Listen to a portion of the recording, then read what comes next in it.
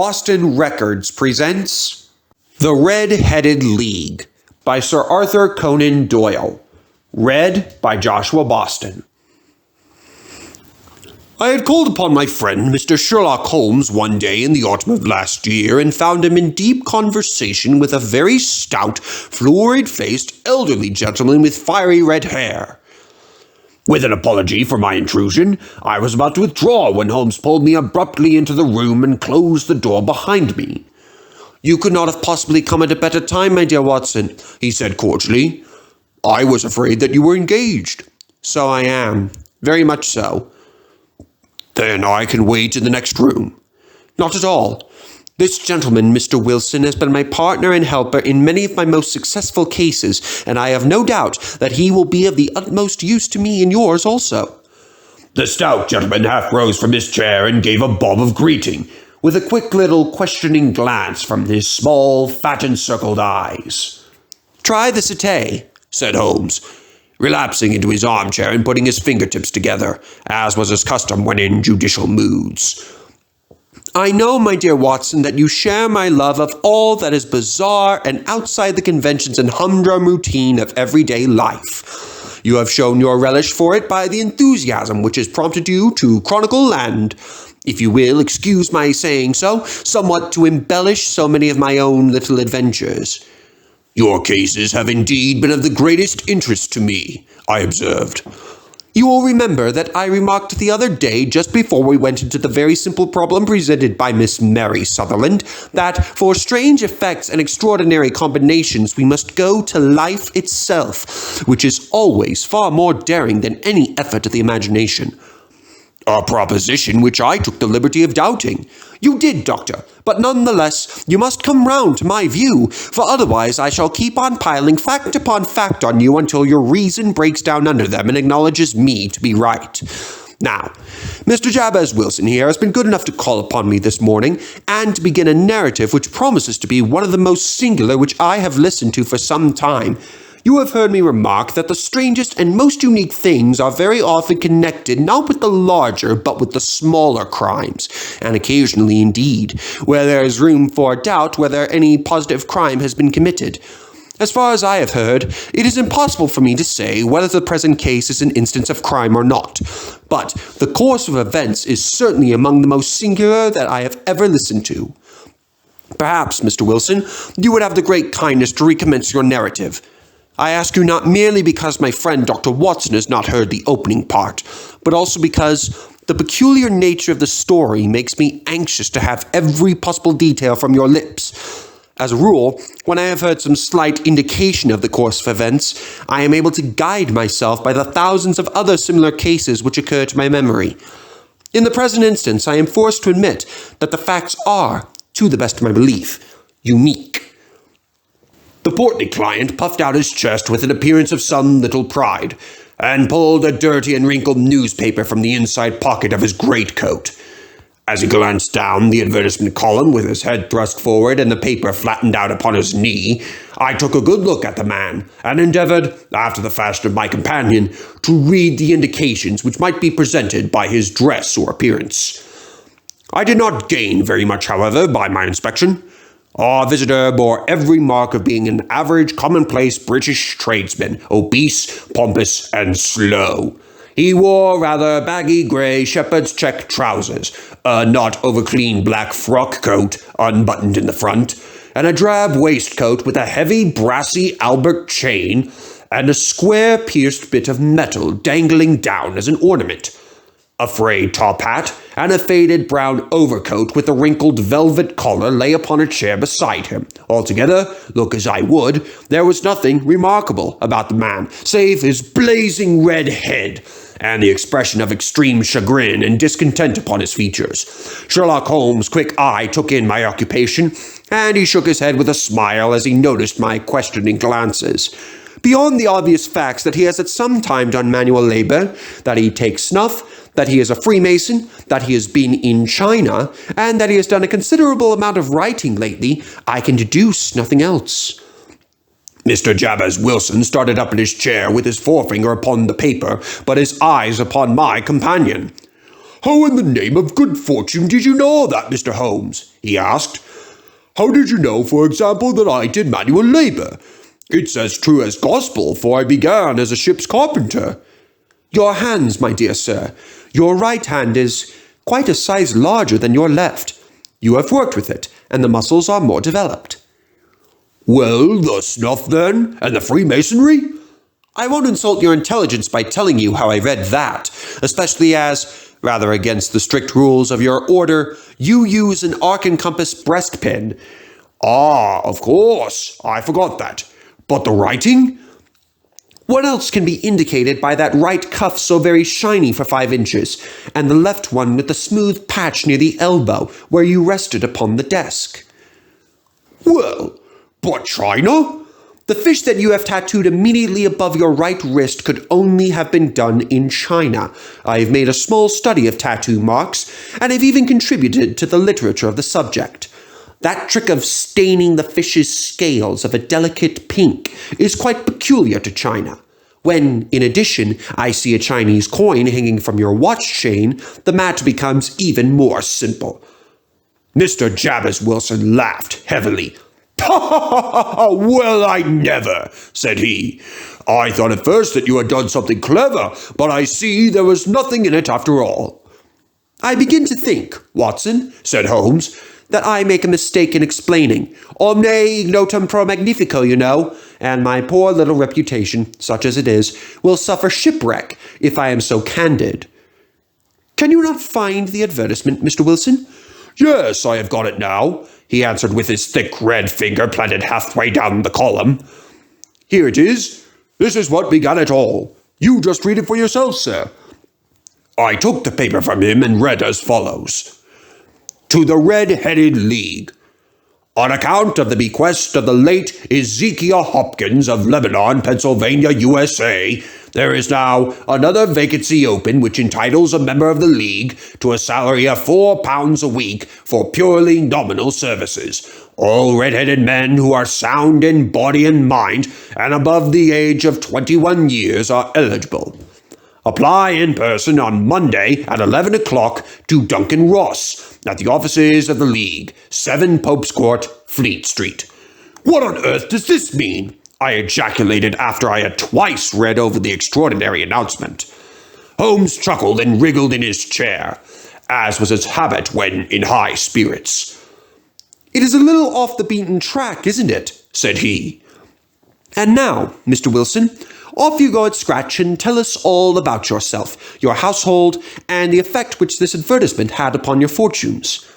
You will first make a note, Doctor, of the paper and the date." "It is the Morning Chronicle of April 27th, 1890, just 2 months ago." "Very good. Now, Mr. Wilson?" "Well, it is just as I have been telling you, Mr. Sherlock Holmes," said Jabez Wilson, mopping his forehead. "I have a small pawnbroker's business at Coburg Square near the city. It's not a very large affair, and of late years it has not done more than just give me a living. I used to be able to keep 2 assistants, but now I only keep 1. And I would have a job to pay him, but that he is willing to come for half wages so as to learn the business." "And what is the name of this obliging youth?" asked Sherlock Holmes. "His name is Vincent Spaulding, and he's not such a youth either. It's hard to say his age. I should not wish a smarter assistant, Mr. Holmes, and I know very well that he could better himself and earn twice what I am able to give him. But, after all, if he is satisfied, why should I put ideas in his head?" "Why, indeed. You seem most fortunate in having an employee who comes under the full market price. It is not a common experience among employers in this age. I don't know that your assistant is not as remarkable as your advertisement." "Oh, he has his faults, too," said Mr. Wilson. "Never was such a fellow for photography, snapping away with a camera when he ought to be improving his mind, and then diving down into the cellar like a rabbit into its hole to develop his pictures. That is his main fault, but on the whole, he's a good worker. There's no vice in him." "He is still with you, I presume?" "Yes, sir. He and a girl of 14, who does a bit of simple cooking and keeps the place clean. That's all I have in the house, for I am a widower and never had any family. We live very quietly, sir, the three of us, and we keep a roof over our heads and pay our debts if we do nothing more.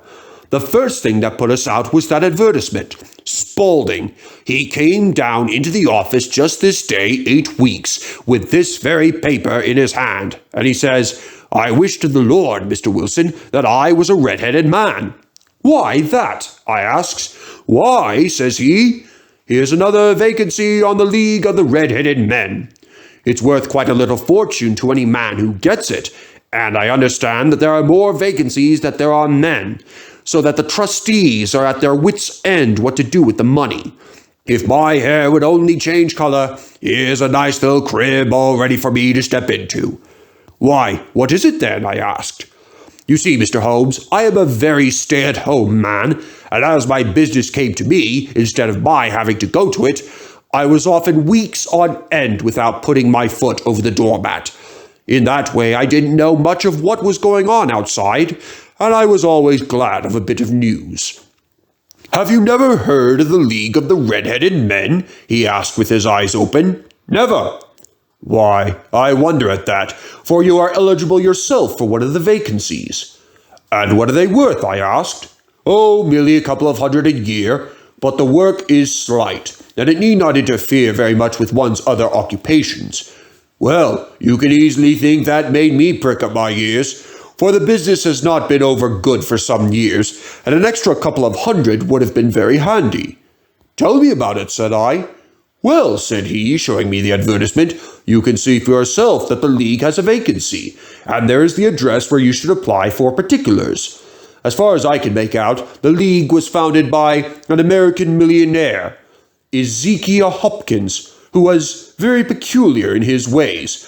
He was himself red-headed, and he had a great sympathy for all red-headed men. So, when he died, it was found that he had left his enormous fortune in the hands of trustees, with instructions to apply the interest to the providing of easy berths to men whose hair is of that color. From all I hear, it is splendid pay, and very little to do. But, said I, there would be millions of red-headed men who would apply. Not so many as you might think, he answered.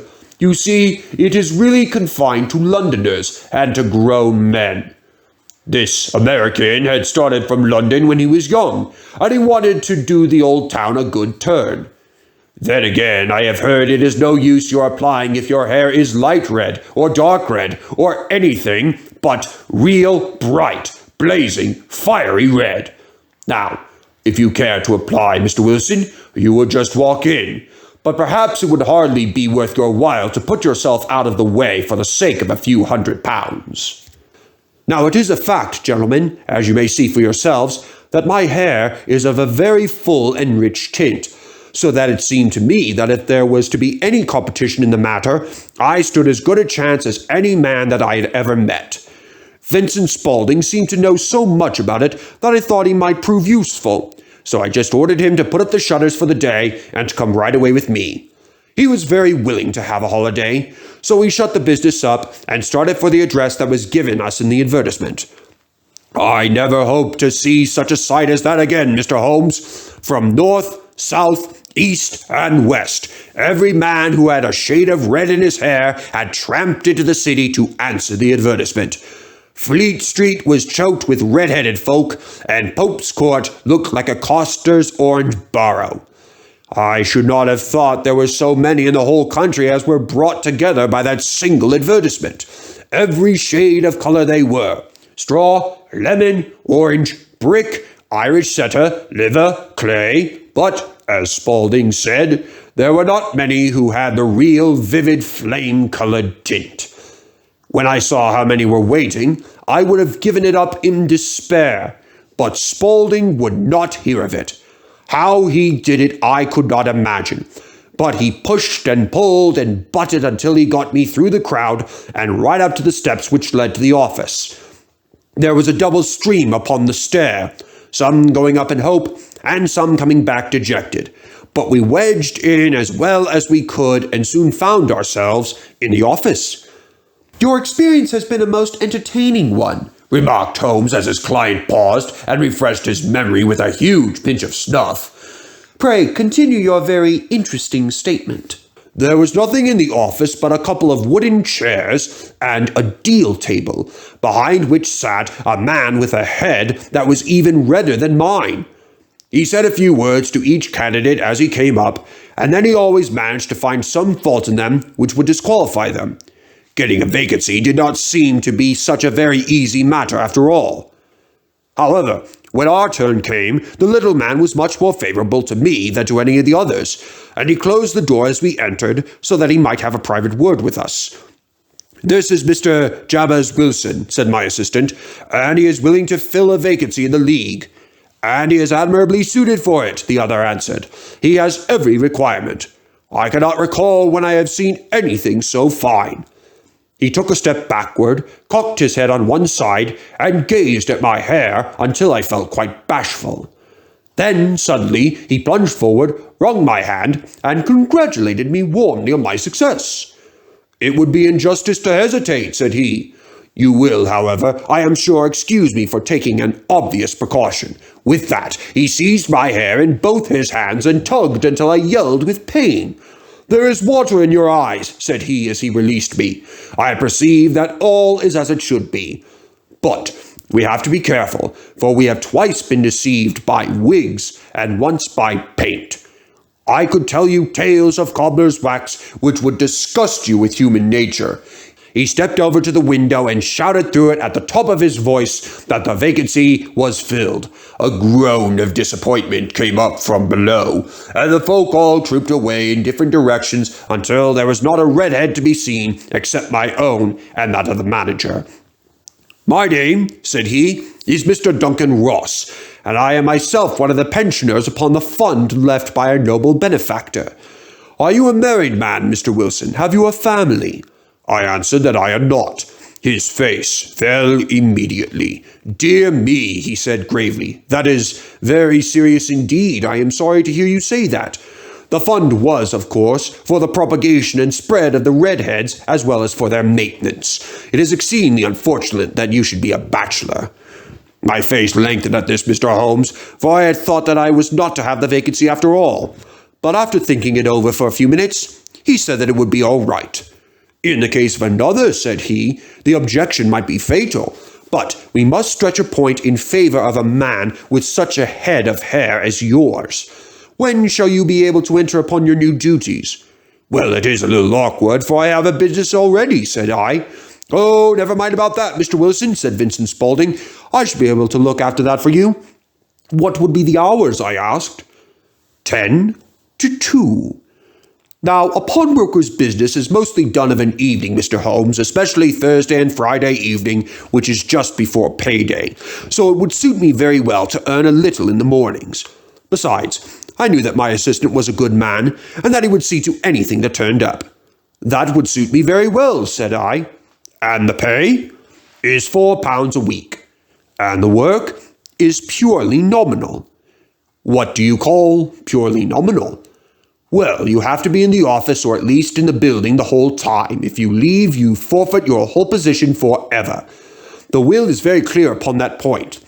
You don't comply with the conditions if you budge from the office during that time." "It's only 4 hours a day, and I should not think of leaving," said I. "No excuse will avail," said Mr. Duncan Ross. "Neither sickness, nor business, nor anything else. There you must stay, or you lose your belay." "And the work?" "Is to copy out the Encyclopedia Britannica. There's the first volume of it in that press. You must find your own ink, pens, and blotting paper, but we provide this table and chair. Will you be ready tomorrow?" "Certainly," I answered. "Then goodbye, Mr. Jabez Wilson, and let me congratulate you once more on the important position which you have been fortunate enough to gain." He bowed me out of the room, and I went home with my assistant, hardly knowing what to say or do. I was so pleased at my own good fortune.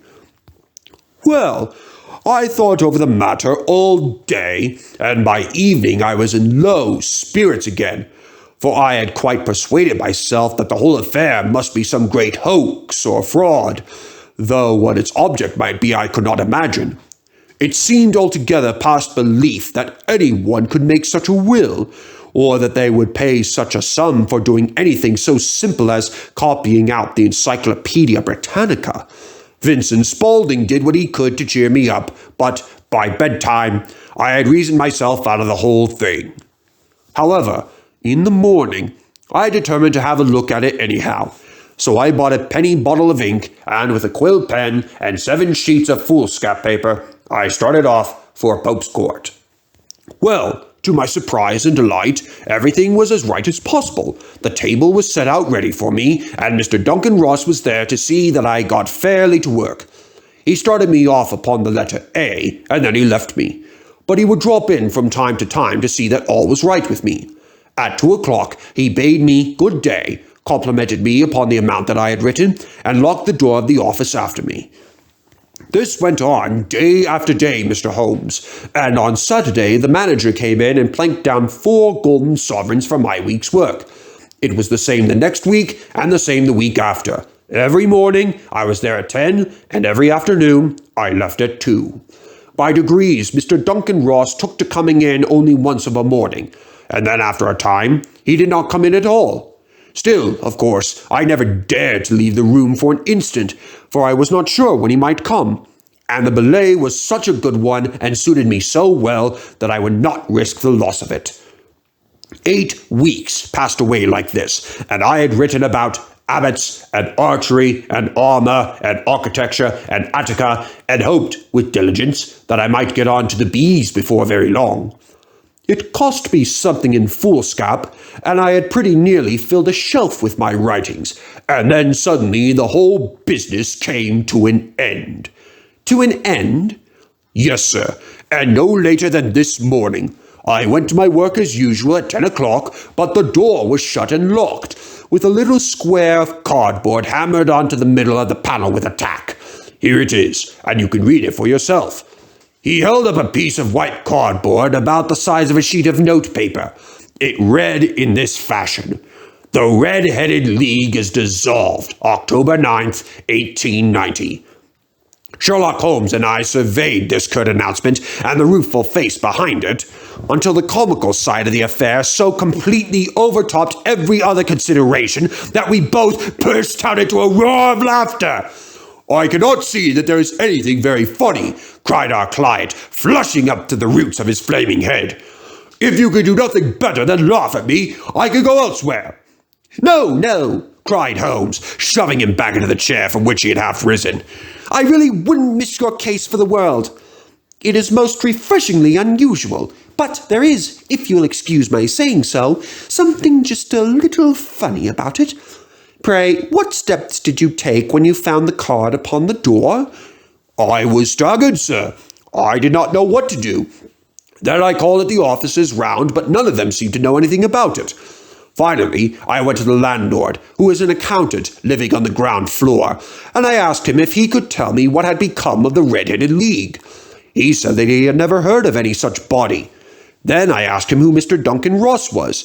He answered that the name was new to him. "Well," I said, "the gentleman at number 4. "What, the red-headed man?" "Yes."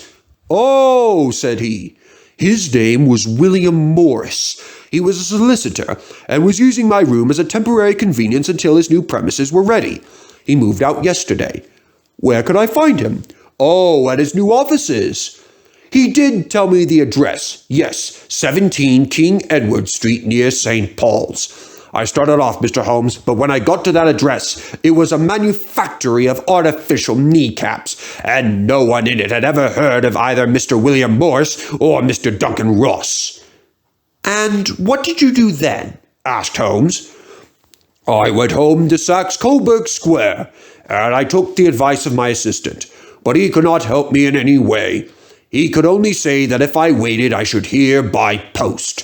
But that was not quite good enough, Mr. Holmes. I did not wish to lose such a place without a struggle, so, as I had heard that you were good enough to give advice to poor folk who were in need of it, I came right away to you." "And you did very wisely," said Holmes. "Your case is an exceedingly remarkable one, and I shall be happy to look into it. From what you have told me, I think that it is possible that graver issues hang from it than might at first sight appear." Grave enough, said Mr. Jabez Wilson. Why, I have lost £4 a week. As far as you are personally concerned, remarked Holmes, I do not see that you have any grievance against this extraordinary league. On the contrary, you are, as I understand, richer by some £30, to say nothing of the minute knowledge which you have gained on every subject which comes under the letter A. You have lost nothing by them. No, sir, but I want to find out about them, and who they are, and what their object was in playing this prank, if it was a prank, upon me. It was a pretty expensive joke for them, for it cost them £32. We shall endeavor to clear up these points for you. And first, 1 or 2 questions, Mr. Wilson.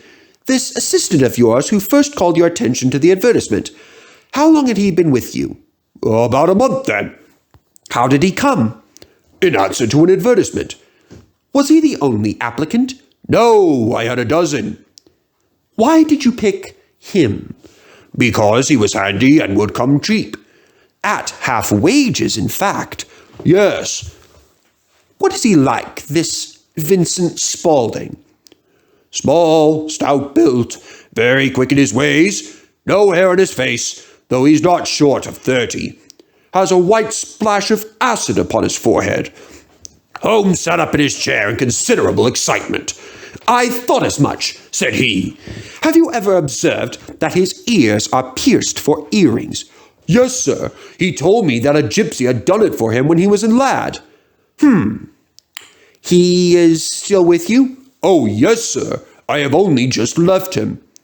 And has your business been attended to in your absence?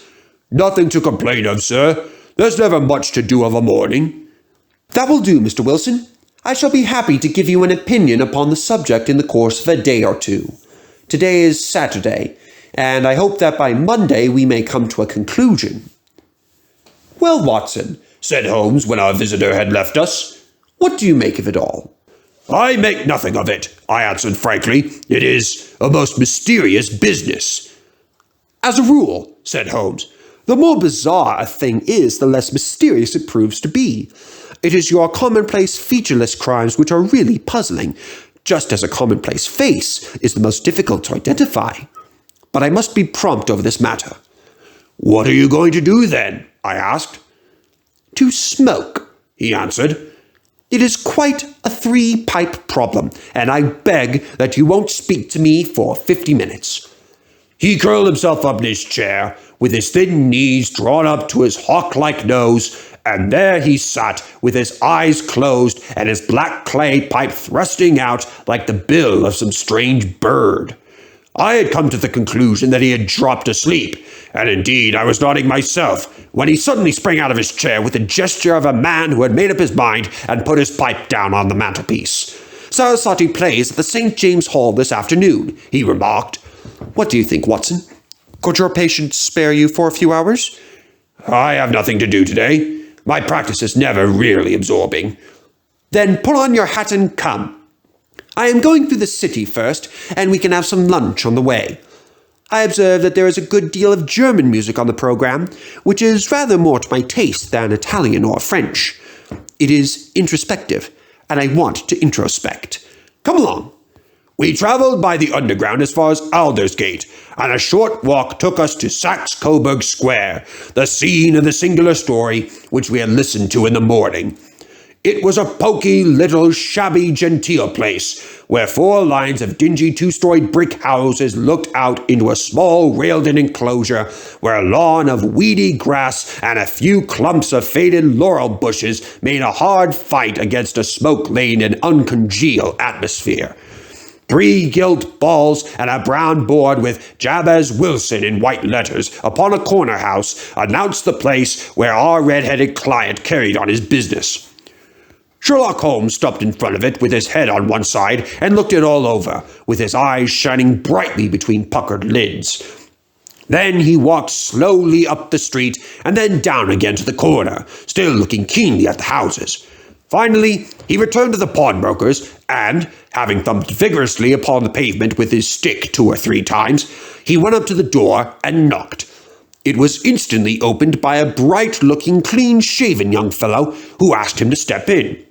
"Thank you," said Holmes. "I only wish to ask you how you would go from here to the Strand." "Third right, fourth left," answered the assistant promptly. "Good day." And he closed the door. "Smart fellow that," observed Holmes as we walked away. "He is, in my judgment, the fourth smartest man in London. And for daring, I am not sure that he has not a claim to be third. I have known something of him before." "Evidently," said I. "Mr. Wilson's assistant counts for a good deal in this mystery of the Red-Headed League. I am sure that you inquired your way merely in order that you might see him." "Not him." "What then?" "The knees of his trousers." "And what did you see?" "What I expected to see." "Why did you beat the pavement?" "My dear doctor, this is a time for observation, not for talk. We are spies in an enemy's country. We know something of Saxe-Coburg Square. Let us now explore the parts which lie behind it." The road in which we found ourselves as we turned round the corner from the retired Saxe-Coburg Square presented as great a contrast to it as the front of a picture does to the back. It was one of the main arteries which conveyed the traffic of the city to the north and west. The roadway was blocked with the immense stream of commerce flowing in a double tide inward and outward, while the footpaths were black with the hurrying swarm of pedestrians. It was difficult to realize as we looked at the line of fine shops and stately business premises that they really abutted on the other side upon the faded and stagnant square which we had just quitted. "Let me see," said Holmes, standing at the corner and glancing along the line. "I should like just to remember the order of the houses here. It is a hobby of mine to have an exact knowledge of London. There is Mortimer's, the tobacconist, the little newspaper shop, the Coburg branch of the City and Suburban Bank, the vegetarian restaurant, and McFarlane's carriage building depot. That carries us right onto the other block. And now, Doctor, we've done our work, so it's time we had some play. A sandwich and a cup of coffee, and then off to Violin Land, where all is sweetness and delicacy and harmony, and there are no red-headed clients to vex us with their conundrums." My friend was an enthusiastic musician, being himself not only a very capable performer, but a composer of no ordinary merit. All the afternoon he sat in the stalls wrapped in the most perfect happiness, gently waving his long, thin fingers in time to the music, while his gently smiling face and his languid, dreamy eyes were as unlike those of Holmes the sleuth-hound, Holmes the relentless, keen-witted, ready-handed criminal agent, as it was possible to conceive. In his singular character, the dual nature alternately asserted itself, and his extreme exactness and astuteness represented, as I have often thought, the reaction against the poetic and contemplative mood which occasionally predominated in him. The swing of his nature took him from extreme languor to devouring energy, and as I knew well, he was never so truly formidable as when, for days on end, he had been lounging in his armchair amid his improvisations and his black letter editions. Then it was that the lust of the chase would suddenly come upon him, and that his brilliant reasoning power would rise to the level of intuition, until those who were unacquainted with his methods would look askance at him as on a man whose knowledge was not that of other mortals. When I saw him that afternoon, so enwrapped in the music at St. James Hall, I felt that an evil time might be coming upon those whom he had set himself to hunt down. "You want to go home, no doubt, Doctor?" he remarked as we emerged. "Yes, it would be as well." "And I have some business to do which will take some hours. This business at Coburg Square is serious." "Why serious?" "A considerable crime is in contemplation. I have every reason to believe that we shall be in time to stop it. But today being Saturday rather complicates matters. I shall want your help tonight." "At what time?" 10 would be early enough." "I shall be at Baker Street at 10. "Very well.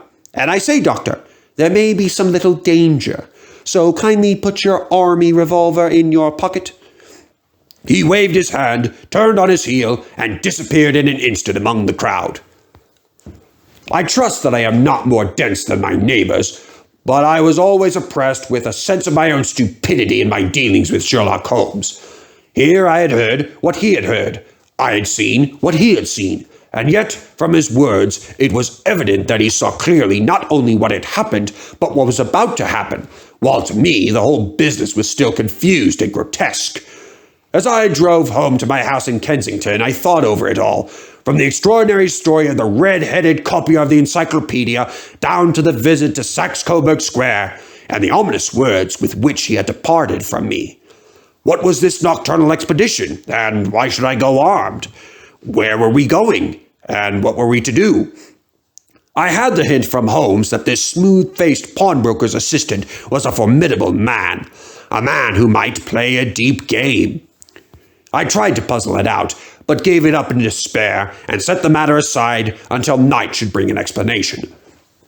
It was 9:15 when I started from home and made my way across the park and so through Oxford Street to Baker Street. 2 hansoms were standing at the door, and as I entered the passage, I heard the sound of voices from above. On entering his room, I found Holmes in animated conversation with 2 men, one of whom I recognized as Peter Jones, the official police agent, while the other was a long, thin, sad-faced man, with a very shiny hat and oppressively respectable frock coat. "Ha! Our party is complete," said Holmes, buttoning up his pea jacket and taking his heavy hunting crop from the rack. Watson, I think you know Mr. Jones of Scotland Yard. Let me introduce you to Mr. Merryweather, who is to be our companion in tonight's adventure. "We're hunting in couples again, Doctor, you see," said Jones in his consequential way. "Our friend here is a wonderful man for starting a chase. All he wants is an old dog to help him do the running down." "I hope a wild goose may not prove to be the end of our chase," observed Mr. Merryweather gloomily. "You may place considerable confidence in Mr. Holmes, sir," said the police agent loftily. "He has his own little methods which are, if it won't mind my saying so, just a little too theoretical and fantastic, but he has the makings of a detective in him. It is not too much to say that once or twice, as in that business of the Sholto murder and the Agra treasure, he has been more nearly correct than the official force." "Oh, if you say so, Mr. Jones, it is all right," said the stranger with deference. "Still, I confess that I miss my rubber. It is the first Saturday night for 27 years that I have not had my rubber." "I think you will find," said Sherlock Holmes, "that you will play for a higher stake tonight than you have ever done yet, and that the play will be more exciting. For you, Mr. Merryweather, the stake will be some £30,000, and for you, Jones, it will be the man upon whom you wish to lay your hands."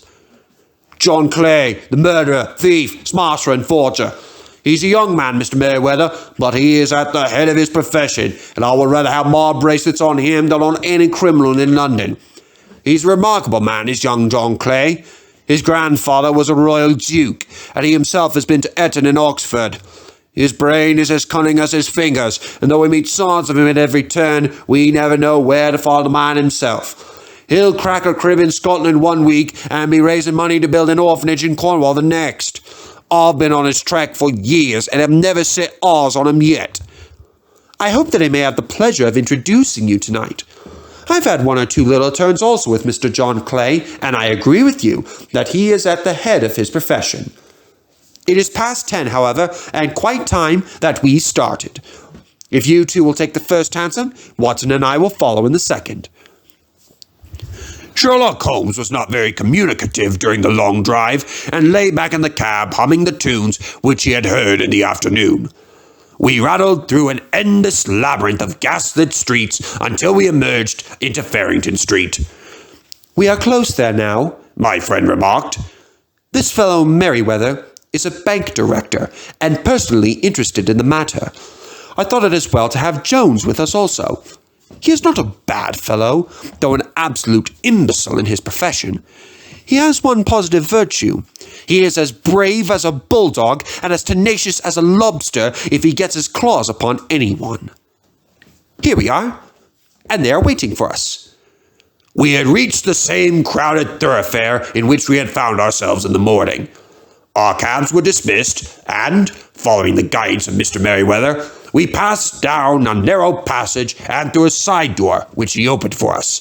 Within there was a small corridor, which ended in a very massive iron gate. This also was opened and led down a flight of winding stone steps, which terminated at another formidable gate.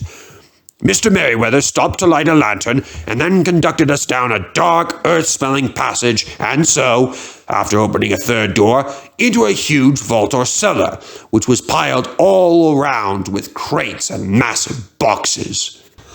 "You are not very vulnerable from above," Holmes remarked as he held up the lantern and gazed about him. "Not from below," said Mr. Merryweather, striking his stick upon the flags which lined the floor. "Why, dear me, it sounds quite hollow," he remarked, looking up in surprise. "I must really ask you to be a little more quiet," said Holmes severely. "You have already imperiled the whole success of our expedition.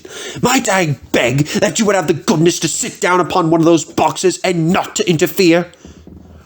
The solemn Mr. Merryweather perched himself upon a crate with a very injured expression upon his face, while Holmes fell upon his knees upon the floor and, with the lantern and a magnifying lens, began to examine minutely the cracks between the stones. A few seconds sufficed to satisfy him, for he sprang to his feet again and put his glass in his pocket. "We have at least an hour before us," he remarked, "for they can hardly take any steps until the good pawnbroker is safely in bed. Then they will not lose a minute, for the sooner they do their work, the longer time they will have for their escape. We are at present, Doctor, as no doubt you have divined, in the cellar of the City branch of one of the principal London banks. Mr. Merryweather is the chairman of directors, and he will explain to you that there are reasons why the more daring criminals of London should take considerable interest in this cellar at present." "It is our French gold," whispered the director. "We've had several warnings that an attempt might be made upon it." "Your French gold?" "Yes. We had occasion some months ago to strengthen our resources and borrowed for that purpose 30,000 Napoleons from the Bank of France. It has become known that we have never had occasion to unpack the money, and that it is still lying in our cellar. The crate upon which I sit contains 2,000 Napoleons packed between layers of lead foil. Our reserve of bullion is much larger at present than is usually kept in a single branch office, and the directors have had misgivings upon the subject." "Which were very well justified," observed Holmes. "And now it is time that we arranged our little plans. I expect that within an hour matters will come to a head. In the meantime, Mr. Merryweather, we must put the screen over that dark lantern." "And sit in the dark?" "I am afraid so." "I had brought a pack of cards in my pocket, and I thought that, as we were a partie carry, you might have your rubber after all. But I see that the enemy's preparations have gone so far that we cannot risk the presence of a light. And first of all, we must choose our positions. These are daring men, and though we shall take them at a disadvantage, they may do us some harm unless we are careful. I shall stand behind this crate, and do conceal yourselves behind those. Then, when I flash a light upon them, close in swiftly. If they fire, Watson, have no compunction about shooting them down." I placed my revolver cocked upon the top of the wooden case behind which I crouched. Holmes shot the slide across the front of his lantern and left us in pitch darkness. Such an absolute darkness as I have never before experienced. The smell of hot metal remained to assure us that the light was still there, ready to flash out at a moment's notice. To me, with my nerves worked up to a pitch of expectancy, there was something depressing and subduing in the sudden gloom and in the cold, dank air of the vault. "They have but one retreat," whispered Holmes. "That is back through the house into Saxe-Coburg Square. I hope that you have done what I asked you, Jones. I have an inspector and 2 officers waiting at the front door. Then we have stopped all the holes. And now we must be silent and wait." What a time it seemed! From comparing notes afterwards, it was but an hour and a quarter. Yet it appeared to me that the night must have almost gone, and the dawn must be breaking above us. My limbs were weary and stiff, for I feared to change my position. Yet my nerves were worked up to the highest pitch of tension, and my hearing was so acute that I could not only hear the gentle breathing of my companions, but I could distinguish the deeper, heavier in-breath of the bulky Jones from the thin, sighing note of the bank director. From my position, I could look over the case in the direction of the floor. Suddenly, my eyes caught the glint of a light. At first it was but a lurid spark upon the stone pavement. Then it lengthened out until it became a yellow line. And then, without any warning or sound, a gash seemed to open, and a hand appeared. A white, almost womanly hand, which felt about in the center of the little area of light. For a minute or more, the hand, with its writhing fingers, protruded out of the floor. Then it was withdrawn as suddenly as it appeared, and all was dark again, save the single lurid spark which marked a chink between the stones. Its disappearance, however, was but momentary. With a rending, tearing sound, one of the broad white stones turned over upon its side and left a square, gaping hole through which streamed the light of a lantern. Over the edge there peeped a clean-cut, boyish face, which looked keenly about it, and then, with a hand on either side of the aperture, drew itself shoulder-high and waist-high until one knee rested upon the edge. In another instant, he stood at the side of the hole and was hauling after him a companion, lithe and small like himself, with a pale face and a shock of very red hair. "It's all clear," he whispered. "Have you the chisel and the bags?" "Great Scott! Jump, Archie, jump, and I'll swing for it!" Sherlock Holmes had sprung out and seized the intruder by the collar. The other dived down the hole, and I heard the sound of rending cloth as Jones clutched at his skirts. The light flashed upon the barrel of a revolver, but Holmes's hunting crop came down upon the man's wrist, and the pistol clinked upon the stone floor. "It's no use, John Clay," said Holmes blandly. "You have no chance at all." "So I see," the other answered with the utmost coolness. "I fancy that my pal is all right, though I see you have got his coat-tails." "There are 3 men waiting for him at the door," said Holmes. "Oh, indeed. You seem to have done the thing very completely. I must compliment you." "And I you," Holmes answered. "Your red-headed idea was very new and effective." "You'll see your pal again presently," said Jones. "He's quicker at climbing down holes than I am. Just hold out while I fix the derbies." "I beg that you will not touch me with your filthy hands," remarked our prisoner as the handcuffs clattered upon his wrists. "You may not be aware that I have royal blood in my veins. Have the goodness also, when you address me, to always say sir and please." "All right," said Jones with a stare and a snigger. "Well, would you please, sir, march upstairs where we can get a cab to carry your royal highness to the police station?" "That is better," said John Clay serenely. He made a sweeping bow to the 3 of us and walked quietly off in the custody of the detective. "Really, Mr. Holmes," said Mr. Merriweather as we followed them from the cellar, "I do not know how the bank can thank you or repay you. There is no doubt that you have detected and defeated in the most complete manner one of the most determined attempts at bank robbery that have ever come within my experience." "I have had 1 or 2 little scores of my own to settle with Mr. John Clay," said Holmes. "I have been at some small expense over this matter, which I shall expect the bank to refund. But beyond that, I am amply repaid by having had an experience which is in many ways unique, and by hearing the very remarkable narrative of the Red-Headed League. You see, Watson," he explained in the early hours of the morning as we sat over a glass of whiskey and soda in Baker Street, "it was perfectly obvious from the first that the only possible object for this rather fantastic business of the advertisement of the League and the copying of the encyclopedia must be to get this not over-bright pawnbroker out of the way for a number of hours every day. It was a curious way of managing it, but really it would be difficult to suggest a better.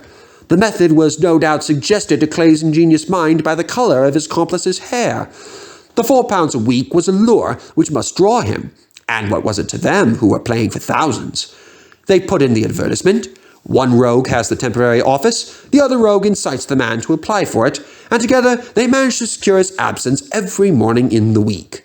From the time that I heard of the assistant having come for half wages, it was obvious to me that he had some strong motive for securing the situation. But how could you guess what the motive was? Had there been women in the house, I should have suspected a mere vulgar intrigue. That, however, was out of the question. The man's business was a small one, and there was nothing in his house which could account for such elaborate preparations and such an expenditure as they were at. It must, then, be something out of the house. What could it be? I thought of the assistant's fondness for photography, and his trick of vanishing into the cellar. The cellar! There was the end of this tangled clue. Then I made inquiries as to this mysterious assistant, and found that I had to deal with one of the coolest and most daring criminals in London. He was doing something in the cellar, something which took many hours a day for months on end. What could it be? Once more, I could think of nothing save that he was running a tunnel to some other building. So far I had got when we went to visit the scene of action. I surprised you by beating upon the pavement with my stick. I was ascertaining whether the cellar stretched out in front or behind. It was not in front. Then I rang the bell, and, as I hoped, the assistant answered it. We have had some skirmishes, but we had never set eyes upon each other before. I hardly looked at his face. His knees were what I wished to see. You must yourself have remarked how worn, wrinkled, and stained they were. They spoke of those hours of burrowing. The only remaining point was what they were burrowing for. I walked round the corner, saw the City and Suburban Bank abutted on our friend's premises, and felt that I had solved my problem. When you drove home after the concert, I called upon Scotland Yard and upon the chairman of the bank directors, with the result that you have seen. And how could you tell that they would make their attempt tonight? I asked. Well, when they closed their league offices, that was a sign that they cared no longer about Mr. Jabez Wilson's presence. In other words, they had completed their tunnel. But it was essential that they should use it soon, as it might be discovered, or the bullion might be removed. Saturday would suit them better than any other day, as it would give them 2 days for their escape. For all these reasons, I expected them to come tonight. You reasoned it out beautifully, I exclaimed in unfeigned admiration. It is so long a chain, and yet every link rings true. It saved me from ennui, he answered, yawning. Alas, I already feel it closing in upon me. My life is spent in one long effort to escape from the commonplaces of existence. These little problems help me to do so. And you are a benefactor of the race, said I. He shrugged his shoulders. Well, perhaps, after all, it is of some little use, he remarked. L'homme cherche rien, le ver cherche tout, as Gustave Flaubert wrote to George Sand.